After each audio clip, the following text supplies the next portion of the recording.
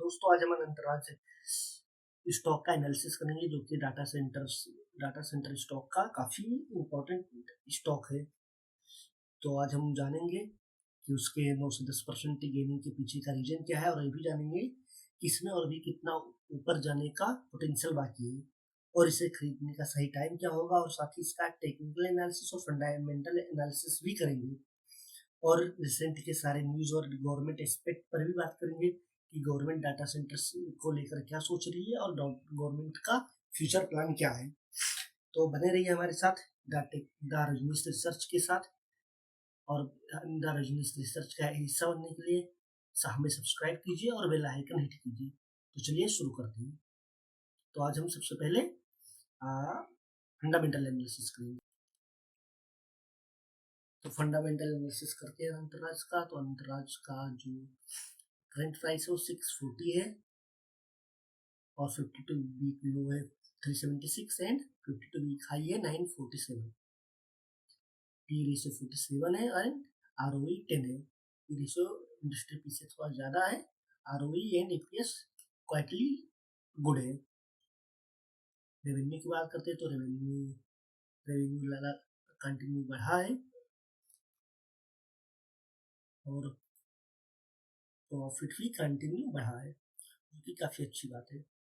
Promoters holding भी ठीक ठाक है, फॉरेन इन्वेस्टमेंट भी अच्छा, रिटेल्स का भी हिस्सेदारी ठीक ही ठाक है। और तो हम इसके टेक्निकल एनालिसिस का बात करते हैं। तो टेक्निकल एनालिसिस का जब बात करते हैं तो टेक्निकल एनालिसिस पे हम देखेंगे कि स्टॉक कहाँ पे कंसोलिडेट कर सकता है और कहाँ पे इसे बाई करना चाहिए। तो वन डे टाइम फ्रेम पे हम देख ही रहे हैं कि स्टॉक ने दो दो ट्रेडिंग सेशंस में 10% एंड 10% के करीब का अच्छा खासा रिटर्न दिया है, गेनिंग किया है। और वीकली टाइम फ्रेम पे देखेंगे तो काफ़ी अच्छा वीकली कैंडल बना है। तो अब यहाँ से इस स्टॉक का जो मतलब नेक्स्ट टारगेट होगा वो 799 करीब 800 के करीब आ रहा है।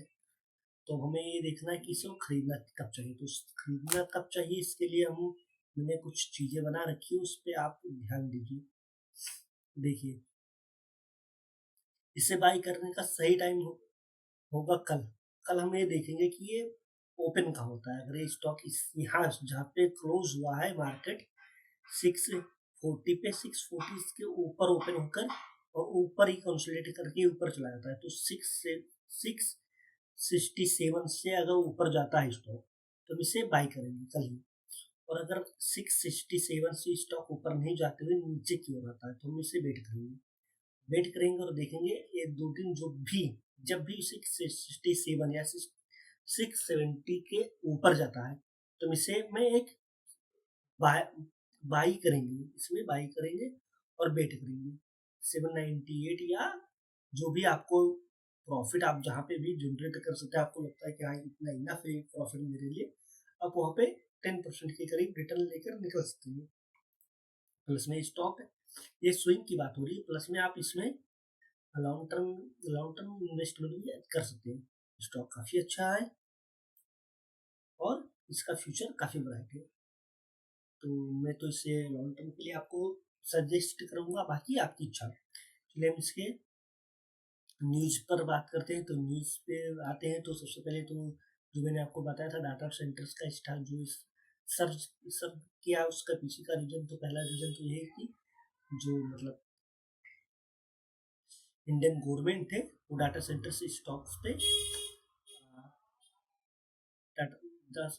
Indian government is considering offering up to 20% tax exemption for data centers developers and subject to meeting criteria like capacity reduction and energy efficiency jobs creation. देखिए, Indian government data centre stocks पे data centre कंपनियों पे मतलब कि tax exemption का छूट दे रही है ताकि एनर्जी एफिशिएंसी बढ़ाया जा सके, कैपेसिटी एक्सपेंशन किया जा सके और जॉब क्रिएशन किया जा सके 20 साल के लिए।